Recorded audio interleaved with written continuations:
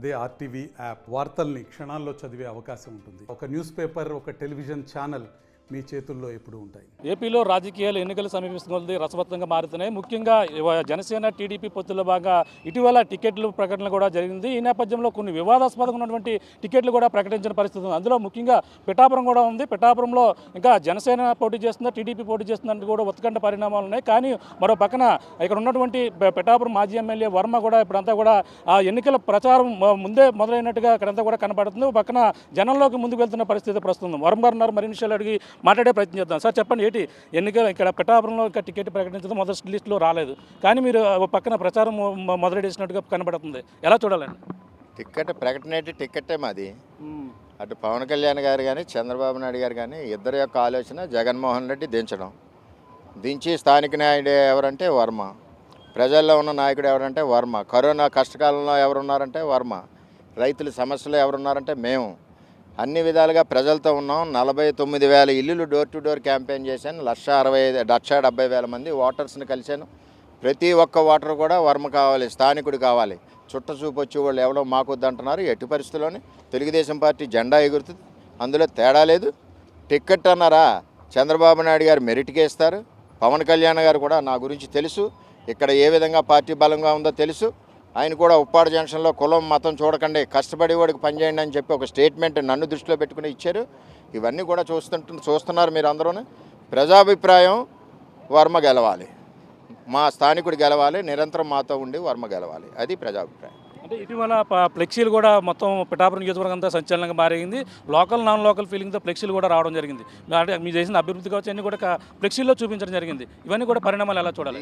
చంద్రబాబు చేసిన అభివృద్ధి, చంద్రబాబు నాయుడు గారు చేసిన అభివృద్ధి ప్రజలకు ఇంకోసారి జ్ఞాపకం చేస్తాం. ఫ్లెక్సీలు అది పోస్టర్స్ పెద్ద పనే ఉంది, ప్రజలకు తెలిసి అయినా ఇంకోసారి జ్ఞాపకం చేస్తాం. ఇంత కష్టపడ్డారు చంద్రబాబు నాయుడు గారు మన నియోజకవర్గం నుంచి. నేను కూడా అదే స్థాయిలో కష్టపడ్డాను. మద్దతు ఇవ్వండి అన్నది ఒక రిక్వెస్ట్, అది ప్రజలకు పెట్టింది.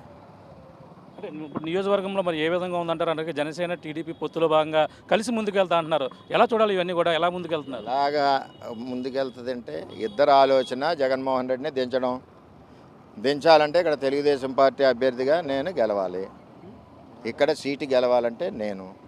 ఆ యొక్క క్వాలిఫికేషన్స్ అన్నీ చంద్రబాబు నాయుడు గారికి తెలుసు, పవన్ కళ్యాణ్ గారికి తెలుసు. ఇద్దరు ఆలోచన మెరిట్ మీద ఆలోచన ఉంటుంది కదా, డిమెరిట్ మీద ఉండదు. రెండవది నేను స్థానికుడిని, ప్రజలు స్థానికుడినే కోరుకుంటున్నారు తప్పితే చుట్టం చూపు కనపడివాడిని ఎవరిని కోరుకోవట్లేదు. నిరంతరం ప్రజల్లో ఉన్నాం. 20 సంవత్సరాల నుంచి కష్టపడి పనిచేస్తున్నా. కరోనా కష్టకాలంలో ప్రాణాలకు తెగించి తిరిగా గెలిచిన ఎమ్మెల్యే కానీ ఎంపీ కానీ కనపడిపోతే రైతు నీళ్ల గురించి పోరాడాం, పురుషోత్తపట్నం తెచ్చాం, ఏలేరు ఆధునీకరణ పోరాటం చేసి తెచ్చాం. ఇన్ని కార్యక్రమాలు చేసినందుకు నన్ను ప్రజలు వదులుకోవడానికి సిద్ధంగా లేరు. ప్రజాభిప్రాయం కూడా నేను వినవలసిన బాధ్యత కూడా ఉంటుంది. మరో పక్కన పవన్ కళ్యాణ్ కూడా పిఠాపురం నుంచి పోటీ చేస్తారని ప్రచారం జోరు అందుకుంటుంది. ఈ ప్రచారాన్ని ఎలా చూడాలి? పవన్ కళ్యాణ్ పోటీ చేస్తే మీరందరూ కూడా సపోర్ట్ చేస్తారా? పవన్ కళ్యాణ్ గారు ఇక్కడికి రారు. ఆ ప్రచారాలన్నీ తప్పు. పవన్ కళ్యాణ్ గారికి పిఠాపురం ఎవరికి ఇవ్వాలో తెలుసు, చంద్రబాబు నాయుడు గారికి తెలుసు, నేను బలంగా ఉన్నానని కూడా తెలుసు. ఇక్కడ పోటీ చేసేది ఎవరైతే మెరిట్ ఉందో ఇద్దరు నాయకుల ఆలోచన మెరిట్కి ఇచ్చి జగన్మోహన్ రెడ్డిని కిందకి దించాలన్న ఒక ఆలోచన. అందులో బలమైన అభ్యర్థి తెలుగుదేశం పార్టీ అభ్యర్థి నేనే ఉన్నాను, స్థానికుడు నేనే ఉన్నాను. ప్రజలు కూడా నన్ను వదులుకోవడానికి సిద్ధంగా లేరు. ఎందుకంటే ప్రజాభిప్రాయం కూడా ఎట్టి పరిస్థితుల్లోనే నేను ఎమ్మెల్యే అవ్వాలి, ఇటువంటి నాయకుడు మాకు ఉండాలని ఒక ఆలోచనలో ప్రజలు ఉన్నారు. పార్టీ అభిప్రాయం కూడా అదే ఉంది, పవన్ కళ్యాణ్ అభిప్రాయం కూడా అదే ఉంది. ఇద్దరు ఆలోచన మెరిట్ని డిమెరిట్ చేయరు. అంచేత ఎట్టి పరిస్థితుల్లోనే నేనే పోటీ చేస్తాను, నేను గెలుస్తాను. ఈ గిఫ్ట్ పట్టుకెళ్ళి చంద్రబాబు నాయుడు గారికి పవన్ కళ్యాణ్ గారికి ఈ సీటు గిఫ్ట్గా ఇస్తానని చెప్పి తెలియజేస్తున్నా. మా ప్రజలందరూ కూడా పట్టుదలగా ఉన్నారు.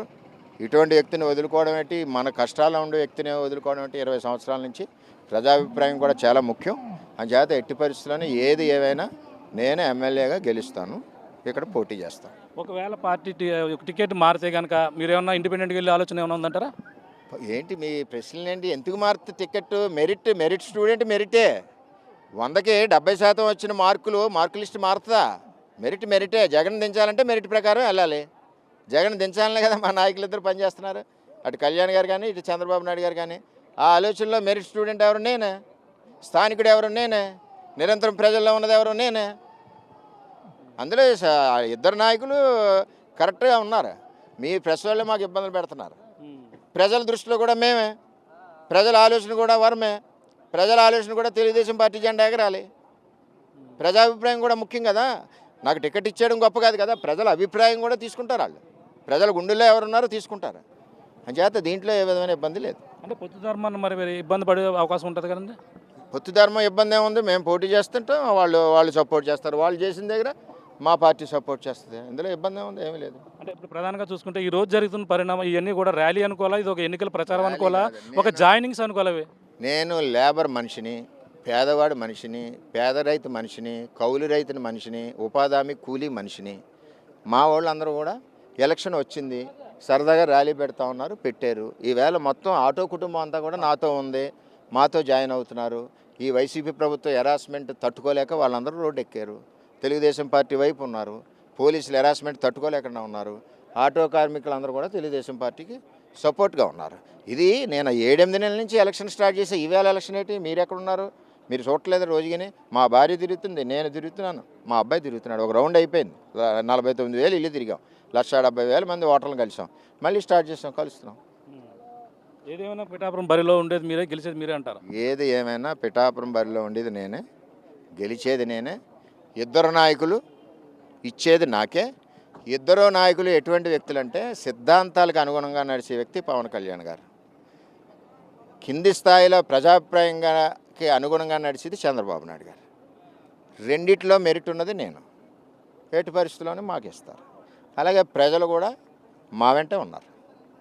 చూస్తున్నా ఇది పరిస్థితి. పిఠాపురం నియోజకవర్గంలో అంతా హాట్ టాపిక్గా మారింది. ఇక్కడ టికెట్ టీడీపీ జనసేన ఇంకా ప్రకటించక ముందు ఇక్కడంతా కూడా ఎన్నికల ప్రచారం జోరెత్తుకుందని మనం ప్రధానంగా చెప్పాలి. ఇక్కడ ప్రధానంగా గతం లోకల్గా ఉన్నటువంటి అభ్యర్థి నేనే, గెలిచేది నేనే, పోటీ చేసేది కూడా నేనే అన్నారు. ఒకవేళ పవన్ కళ్యాణ్ పోటీ చేసినా సరే ఇక్కడ మెజార్టీని బట్టి, ఇక్కడ సర్వేలను బట్టి ఆధారంగా ఎవరు కూడా వదులుకోరు. ఇక్కడ ఏదేమైనా రాబోయే ఎన్నికల్లో ఇక్కడ బరిలో ఉంటాను, బరిలో గెలిచి తీరుతాను, ఏదేమైనా ప్రజల లోకల్ అభ్యర్థిని గెలిపిస్తారంటూ పిఠాపురం మాజీ ఎమ్మెల్యే వరమ అక్కడంతా కూడా చెప్తున్న పరిస్థితి ప్రధానంగా ఉందని చెప్పాలి. ఇది ఇక్కడ ఉన్న తాజా పరిస్థితి.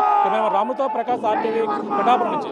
మరిన్ని వీడియోస్ కోసం ఛానల్ ని సబ్స్క్రైబ్ చేయండి, లేటెస్ట్ అప్డేట్స్ కోసం వాట్సాప్ ఛానల్ ని ఫాలో చేయండి, అండ్ లింక్ డిస్క్రిప్షన్ లో ఉంది.